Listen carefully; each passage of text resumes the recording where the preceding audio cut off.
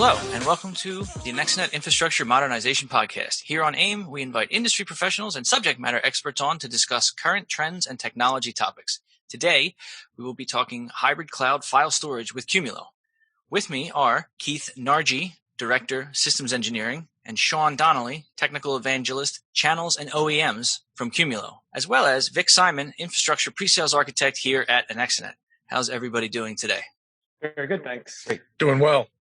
To get us started, guys, do you mind just giving us a quick biographical sketch, what you guys did before, how you ended up at Qumulo? Keith, we can start with you. Sure. Like you said, I'm Keith Nargi. I'm Director of Systems Engineering here at Qumulo. I've been with Qumulo for about 5.5 years. Prior to Qumulo, I worked at Isilon, where I was originally a principal SE, and I ran the corporate advisory engineering for the Isilon division of EMC. Prior to that, I actually started my career off as a software developer and moved into IT infrastructure for a very large Fortune 50 insurance company. Okay, Sean? So Sean Donnelly, Technical Evangelist, really fancy way of saying Channel SE. I've been at Qumulo for a year. Before this, I was at NetApp SolidFire. Before that, I was on the partner side for 4 years. Before that, I was at NetApp doing classic file system sales. Before that was EMC. And then before that, I was actually on the customer side running 2 data centers for a small financial firm in New York. Well, that's quite the storage background. Was there anything specific? What was the real selling factor that had you decide to come to Qumulo? Honestly, the product itself, how it works, how it functions, how it is licensed was all incredibly interesting to me as a customer. Combine that with how the company does customer support, what we call customer success. And then finally, when I heard how the product could be implemented in the cloud natively, directly from the marketplace, and actually tie an on-prem and cloud instance, allow those 2 instances to replicate to each other, that was finally what compelled me to come to Qumulo. All right, and let's dig into those a little bit, because that's one of the most important things, is what sets the company apart. You just gave us a couple of really great highlights. Do you want to start with the cloud connectivity? We can work there and work our way backwards to on-prem. Yeah, sure. The way I understand it is when we were originally designing the product, the original ask from customers was that, one, we run without any specific hardware. And I don't mean any hardware at all. There is, of course, a qualified hardware list. But most specifically, I need you to run without an NVRAM card. And the way we implemented the software is completely within the user space layer, so within the software layer. So we don't run anything in the kernel. But that means it's very easy for us to port our code into cloud-based instances. So running natively on EC2 compute or natively on persistent compute becomes very easy for us.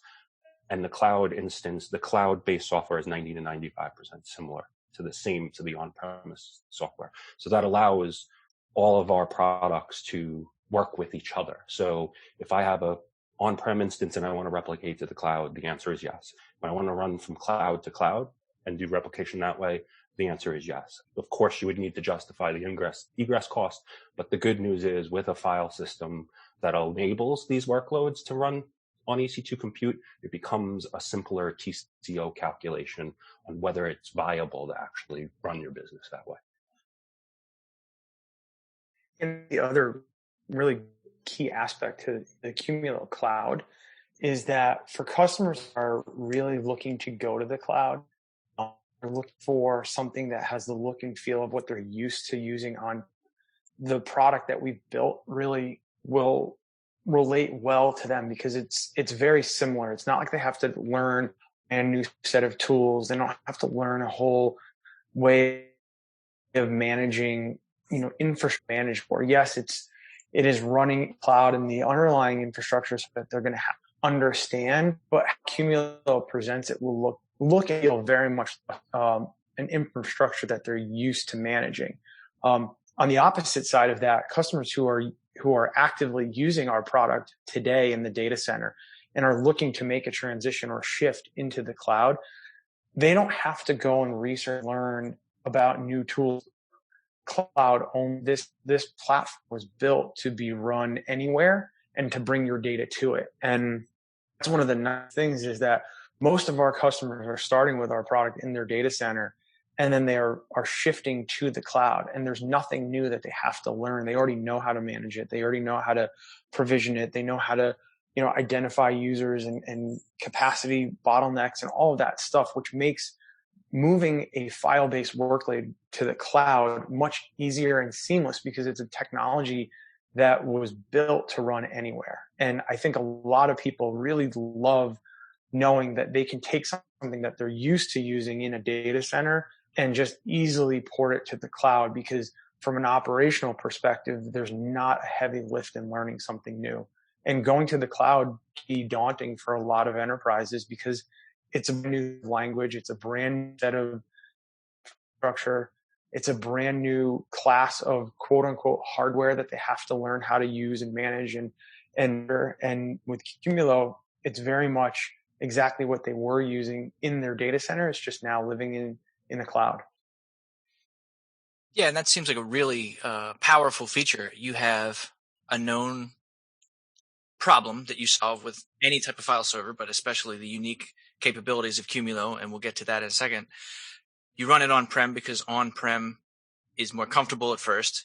You decide to make the move towards the cloud, and none of the muscle memory goes away. You can use exactly the same mechanisms, exactly the same processes, probably even the exact same dashboard, and you have now migrated to the cloud without a lot of relearning.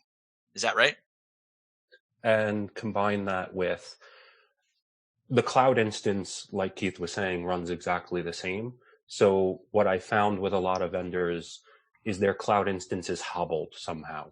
Either it's been downgraded or there's limitations and people have to take those into account.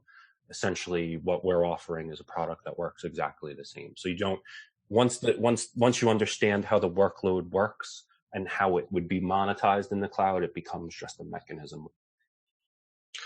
So what clouds are you guys currently integrating with? Today we are in both Google and Amazon, and we have a plan to be in all three major cloud providers by the end of this year. So Azure is up next. So since you guys are integrating with Google and Amazon, I take it S3 native interfaces, NFS, the typical file protocols all apply? Yes to some of that. So NFS, SMB, FTP, HTTP are all natively supported. We are in the process of releasing a version of Qumulo that will actually talk native S3 from the back end, not from the front end. And what I mean by that is that today, if you want to replicate your data, you have one choice, and that is to do replication from Qumulo to Qumulo, where you establish a relationship on a per directory basis, and you replicate data from one Qumulo system to another Qumulo system. And when I say that, the source and target can be on-prem and on-prem, on-prem to cloud, or cloud to cloud, or cloud to on-prem. What we are going to enable in the product is the ability to do a relationship from a source to a target, and that target will be an S3 bucket.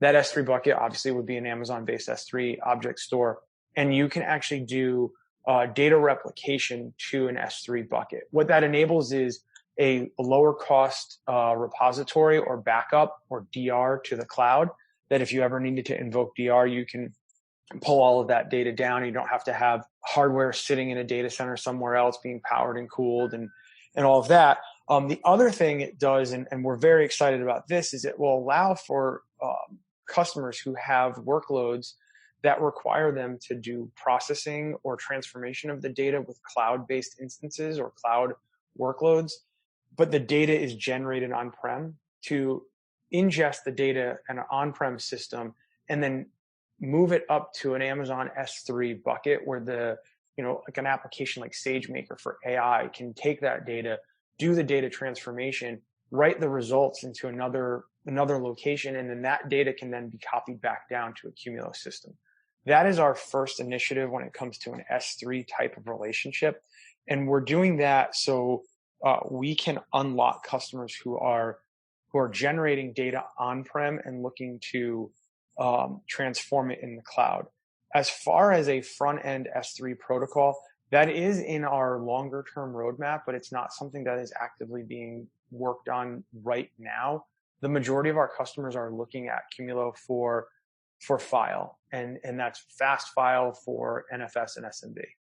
The other great thing is we wrote our own protocol stacks, and that's really important from a cross-protocol permissioning and file locking perspective across those protocols, right? So whether it's on-prem or in the cloud, users or applications typically have preferences for an operating system, and those operating systems will force decisions around permissioning. And because we wrote those protocol stacks, because we can provide that cross-protocol permissioning, we allow people to access the data the way they want to. The other thing with S3, if I am running either on-prem or natively in the cloud, and I want to use something like an Amazon Lambda service or something like the recognition service, typically those services will only enact on an S3 bucket, not a file system. The impetus behind S3 is to allow people to move their data where it makes the most sense, take action on that data, and then transport it back to the place it makes the most sense after. So what workloads are you guys seeing the industry mostly using Qumulo for? You mentioned high-speed file sharing, but is this for, genomics, medical, gas, oil, and exploration, or where do you guys really see Qumulo really making an impact? There's a couple of places. The biggest one we've seen a large impact is in the media and entertainment space, and especially now during this COVID situation where everyone's forced to work from home. A lot of creative staff, they have very customized desktops, and it's not something that you can just port to a home workstation. They have different peripherals. They have all kinds of different software and pipeline that is built and really requires a custom type of workstation.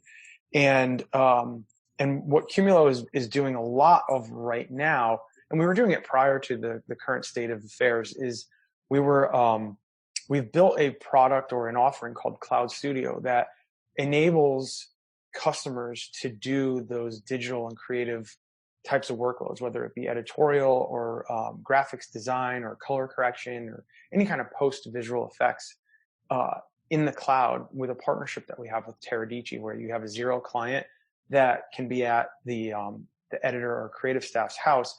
And what businesses are doing is replicating those very difficult types of workstations.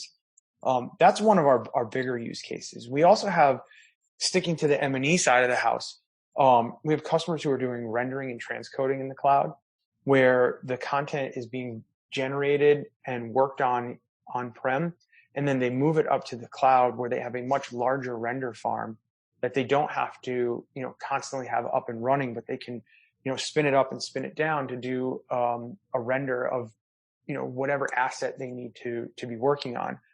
Those are two really big ones in the M&E space. We are now starting to see a lot of healthcare research and clinicians starting to do a lot of global collaboration, where they move the data up to the cloud and they open up access and start processing it. We also have customers doing in the manufacturing space who are doing defect detection, where their assembly lines are snapping pictures of the product on the line, and then they are using AI in the cloud to do image detection for defects as part of their processing. Another big one is DR to the cloud. I kind of mentioned that earlier. And then you asked about exploration in like oil and gas. We have customers in that space who are doing a lot of different types of workloads, whether it be seismic or geospatial, all 100% dedicated to cloud-based resourcing. So you would say that Qumulo basically spans the entire spectrum of workloads, from basically user home directories that you would see in a normal, typical file share environment, all the way up to these specialized use cases. Would that be a correct statement? I would say yes, absolutely. So with that being said, I know that there are certain limitations with other large-scale file servers out there, particularly around smaller files or number of files. Could you talk maybe a little bit about how Qumulo scales and addresses those issues? And quite frankly, from what I can be able to gather, they really don't have that problem. So yes, one of the major benefits of the Qumulo file system is its scale. So right now, the theoretical limits are 9 exabytes and 18 quintillion files within that file system. That is a theoretical limit. Realistically, our largest customer has just over 30 billion files in their file system. Again, yes, we span many different workloads. We are a distributed file system. We are good at doing that. But we are also a very, very performant distributed file system that scales to infinite levels. So to put that in a different perspective, the way I am seeing customers start to think about it and consume it is if there is an application that generates a ton of data, or typically some sort of machine that generates a ton of data, and I have gone to a vendor and I said, here is what I am expecting to generate. And their answer was, oh, you need an object store for that. And deep down, you knew it wasn't the right technology. That's where Qumulo tends to step in best, right? We provide that level of scale, but it's within a file system. And to be honest, just some applications were never coded for S3. They weren't coded for an object store. They want a file system to write to. They just want a very, very large and scalable one now. So you basically have AI analytics baked in from the start, from inception. Yeah, we've expanded them drastically since over the course of 5 years of delivering the product to customers. But from the very early on, we've had AI-based analytics in our product. We knew if we were going to provide customers with a file system, one that could scale to 9 exabyte and 18 quintillion files, and worked in the cloud, that we better build the analytics in from the beginning. Otherwise, we were potentially shipping them a preloaded gun that was already pointed at their foot. I just can't get over the word quintillion. Yes. I had to Google it because I couldn't remember, but just for people that are curious at home, and correct me if I'm wrong, but a quintillion is a 1 followed by 15 zeros. Yes. And you have 8 of those. 18. 18. My head's just slowed down spinning, and now you got started again. Not to be confused with a cotillion. Isn't it a cotillion? I'm not sure. It's been a long time since French class. I just like to say 2 to the 64th. That's good. I like that. Now, I think it's an interesting point because one of the other things that happened around the times that you were talking about were, the emergence of data lakes and data warehouses and the concept of storing that number of files, which had literally never crossed anybody's mind, making the types of file systems that were possible, remote connections with an NFS share or something like that, obsolete relatively quickly. When somebody hears a number like 18 quintillion and, they just think, well, nobody's ever going to need that, right up until they do. Correct. And that's the great and horrible thing with file systems and managing those file systems. It's like having a table in the house, right? That's your file system. And I tend to put stuff all over every flat surface in my house, right? So that's what a file system is. People find data to put in it. Right now, as I say 18 quintillion and we joke about it, I guarantee you there is a programmer somewhere going, I could fill that up. And almost taking it as a challenge, right? And what we're seeing with some of these machine-based workloads, or even some of these Splunk-based workloads, I hate to call it Internet of Things, but that's how vendors categorize it. When you have all this sensor data, the amount generated is staggering, and the numbers become staggering. Beyond that, I was reading an article where they have finally reduced the cooling cost of quantum-based computing to the point where it might be a viable thing over the next few years. And I will guarantee you, if that becomes a real thing, we will start blowing through those very large numbers. Right. And they're numbers that are so large, they're hard to comprehend, which seems to me to point towards the baked in AI as not being just, oh, that's interesting, and it becoming, oh, that's essential. Correct. Because at that level of scale, you can no longer manage these file systems the way you used to. You can no longer manage the underlying infrastructure the way you used to. Trying to knit together hundreds of disk shelves to a controller is no longer acceptable. That's why, at least in my opinion, you're starting to see more and more of these, and I'm making air quotes, node-based architectures where you take white box or enterprise-grade servers and knit them together. It becomes much easier to manage. It becomes much easier to operate.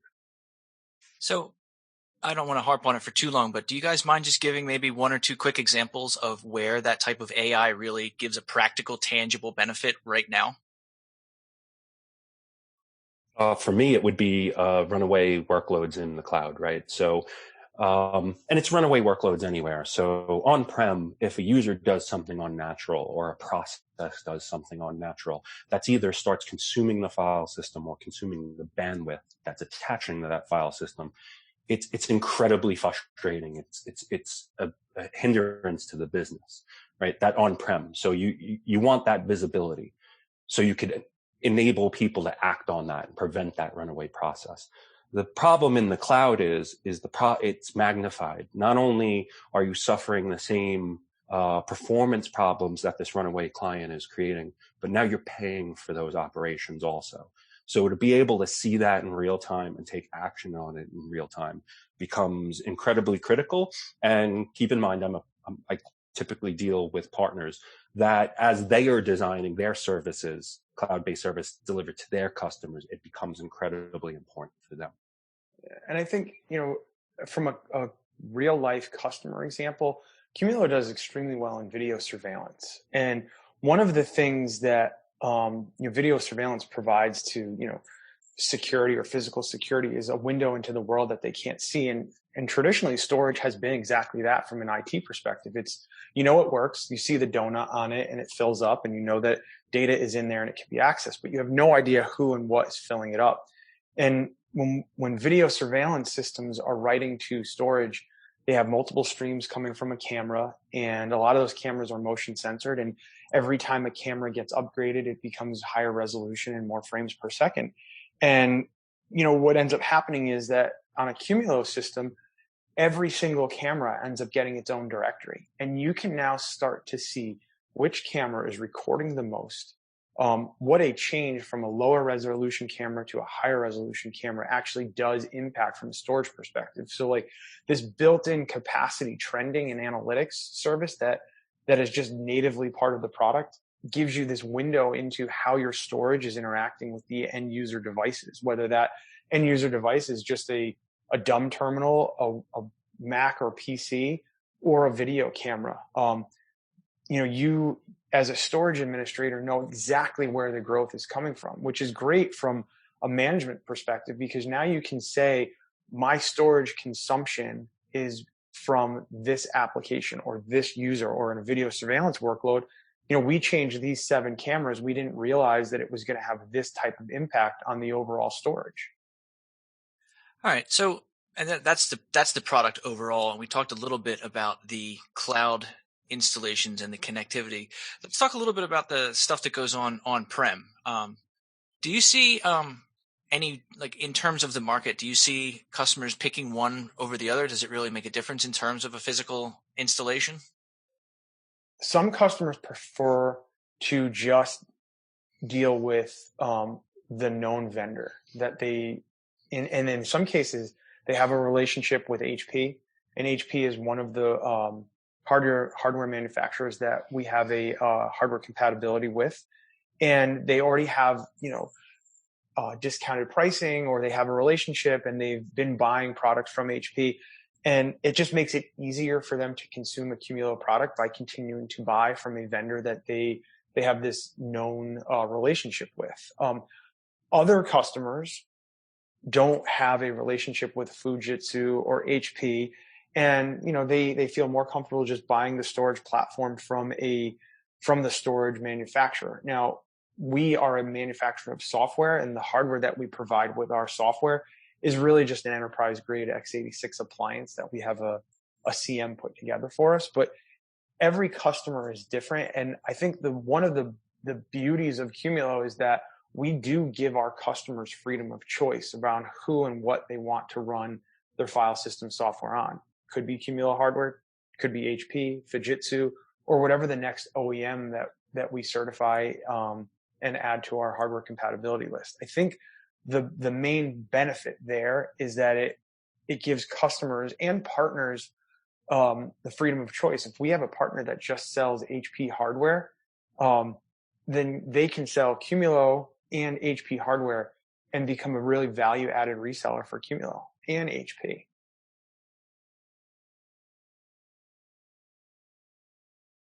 So what would you say a minimum size from a capacity perspective would look like? Are we talking, a petabyte? Are we talking 500 terabytes? Or what's really the barrier to entry? I would say about 200. I would say our smallest system is actually 50 terabytes.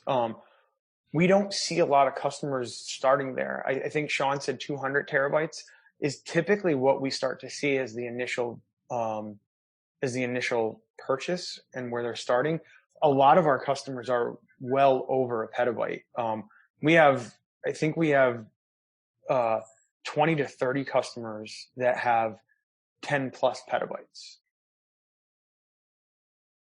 Yeah, the other unique thing about being at a software company on the storage side is that when you have a software model like ours, you can essentially OEM the product. And that's what we've done with HP. The great thing there is it not only gives customers another avenue to deploy the product, but it gives Qumulo a global reach that we would have not had prior to that. HP has field teams throughout the world. They have support infrastructure throughout the world. So in that OEM relationship overnight, we were basically enabled to deliver the Qumulo product almost globally. The great thing is on the HP side, they felt they had a very big hole in their offering. They did not have a scalable distributed file system to compete with other vendors, and now they do. The hope is, and the goal is, that we increase that OEM list over time, and then we become more and more of a software vendor. Now, there is, of course, engineering effort and cost associated with growing those relationships, but having that ability and having that flexibility is a fantastic thing that I've personally never experienced being on the storage side. And whichever way a customer decides to go, if they're going to go on-prem, they have to have a box that's got a lot of hard drives in it, et cetera. What does it look like if they want to say, for example, start small, test out the product, and then really get serious, go into production and expand? How complicated is it to double, triple, quadruple the size of the Qumulo? So the great thing with the Qumulo product is, at being a node-based design, literally you could start with four nodes, right? 3 to make a cluster, 4 in case one fails. And then you can grow node by node as you see fit, as you plan to grow. So that's the case with all of our node types. So you just pick your node type and you continue to increment that way. Growing a Qumulo cluster from starting size of, say, like 50 terabytes to 5 petabytes is not complicated. It's push button. The hardest part about going from 50 terabytes to 5 petabytes is racking it and cabling it. And I mean that in all honesty. Like, that is the hardest thing. Once it's in your rack, you power it on, the Qumulo system automatically sees it, and you just push a button. The capacity is already there. It's immediately usable. The data balances across all of the nodes.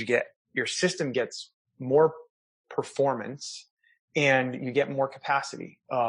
So we have a bunch of customers who started out with Qumulo as an augmentation of their existing legacy NAS environment, and they weren't ready to wholesale swap us out. in place of what they already had on the data center floor. So they bought a really small system, and those small systems have grown over the course of their lifetime as a Qumulo customer, and their legacy NAS systems have shrunk. It's one of the ways that we have earned customer trust, and that speaks volumes to the product that we've built, and how it works and how easy it is, and the value that it brings to customers who start to use us. So I would say that, a long answer to a pretty simple question, scaling this thing small to large was what it was designed to do, and we've done it in spades. Though we have many node types, and though what we do with our nodes is we create a balance of SSD and HDD to essentially toggle performance and therefore toggle licensing. So we essentially create an archive product, something that would perform to an archive, something that would perform to what is required of an archive while achieving the cost per terabyte of an archive system. That being said, our most popular series right now is our all NVMe series. For a very short period of time, we were the only file system vendor that provided an NVMe platform throughout. So for those of you that don't know, NVMe is essentially a transport, and it replaces SATA. When we went to SSDs were capable of incredible amounts of I/O at low latency. And unfortunately, the SATA transport layer became a bottleneck. We essentially replaced that with NVMe and unlocked the potential performance of those drives, right? So the thing with really performant SSDs is not always just that they go really fast. It's that they can be incredibly dense while being fast. So what we're seeing is with our newest NVMe system, 4 nodes, 2U a node, so within 8U, 1.2 million IOPS and 1.1 petabyte of usable storage in 8U. And what type of throughput? Keith, do you know the throughput numbers offhand? On our all NVMe, you're getting about 20 gigabytes of throughput in a minimum configuration. Wow. It's fast. In conclusion, it's fast. It's very fast. And the killer of it is that when we look at that, we say there is so much more performance to unlock. We know that those boxes can more than double performance. And it's all software. Our customers are going to get 20 gigabytes of throughput, and the system is going to get faster over time.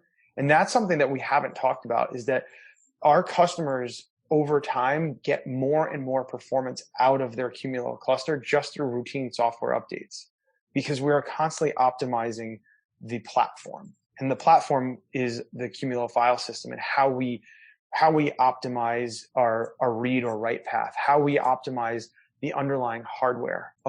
Because we are constantly riding the commodity hardware curve, and we take advantage of the delivery of new system drivers or disk schedulers, of all that stuff that the Linux operating system gives us, our product actually gets faster and takes advantage of that. And then we do optimizations to some of our caching algorithms. We add intelligence. Like, we have this really fascinating predictive caching or prefetch algorithm, and our customers just get increased performance over time. Yeah, and doing those upgrades is a pretty seamless operation, right? It happens 3 or 4 times a year, and it's just a matter of updating one node at a time until you're current. We are an agile development shop, so we release software every 2 weeks. So we have customers that are doing upgrades every 2 weeks, and then we have a quarterly roll up, and that's like the four versions a year. And then we have customers who basically stay on a quarterly release train. The upgrades actually are done all in a simultaneous fashion, where the entire system takes the upgrade, and the entire system gets that upgrade all at once. And it's really all about getting the system back to a state of normalcy as fast as possible. Today, it's non-disruptive for NFS-based clients, and there's a minor disruption of service for SMB clients.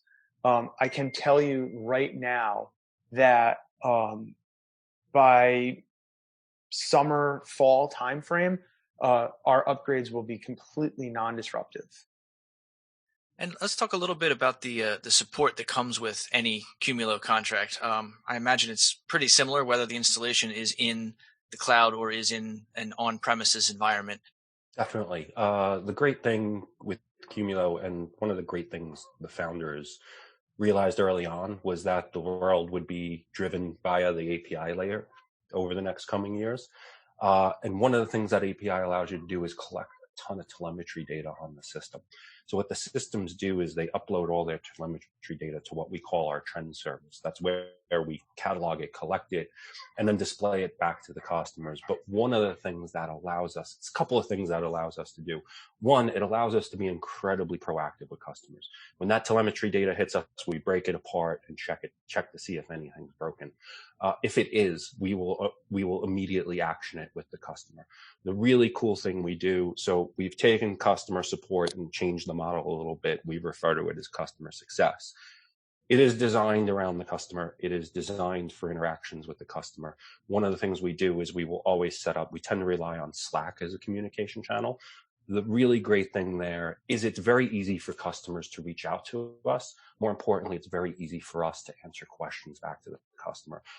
The other great thing with having all that telemetry data is when a customer contacts us, we already know what their system looks like, where it is, what they might be running, what the hardware looks like. So we don't have to have a very large script or level 1 and level 2 text to ask you about your environment. We know about it when you contact us. If we're contacting you, we've already made the effort to make sure we're informed about your system before we contact you. The other great thing we do with customer success is we take a actual code engineer, people writing the product, and sit them with our customer success team. The great thing there is not only can they help if a customer runs into a bug or if there's a problem that needs extra special attention, but they get to see how customers actually use their product. And from what I've heard from them, they feel it makes them better engineers. You know, it's funny. We have customers who say that they talk to us more than they talk to their fellow employees because we're just available to talk. And like our CSM organization builds such great rapport with our users. It's extensions of the field teams with them. Qumulo builds relationships not just from like the sales rep and SE, but also from the people who support these folks on a daily basis. It is something I have never seen before from any vendor. And I have bought and used products as an end user, and I have worked at tech companies, and what Qumulo has built, not only from a product perspective, but from a customer experience perspective, is something that is not seen in the world today. All right, we're coming up on the end of our time here. I figure we'll just go around the horn if people have one last thought to share. Vic, I'll start with you. No, I'm sitting here sort of thinking to myself that, what started off as a nice conversation, turned into a whole lot more based upon the performance numbers and the scalability that I'm hearing here. So I'm actually going to have to go back and rethink a lot of the solutions that I would typically throw a standard block system at, and think maybe this might be a better fit. Sean? Yeah. So final thoughts. If you do have some interest in the product and want to start working with it, please go to qumulo.com/try. There is an OVA and there is a free license in Amazon, up to 5 terabytes. You will have to pay for the compute though. Keith? My final thought is, we are a different kind of company, both from a product and from just how we engage and work with our customers. And, we treat every customer as a partnership, and we look forward to building new and more partnerships, not only with our customers, but with also partners like yourselves.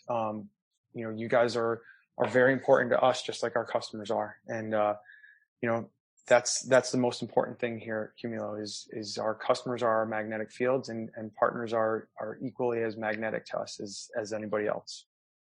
All right. I think that about covers it. Keith, Sean, Vic, thank you very much for your time. Thank you. Thank you.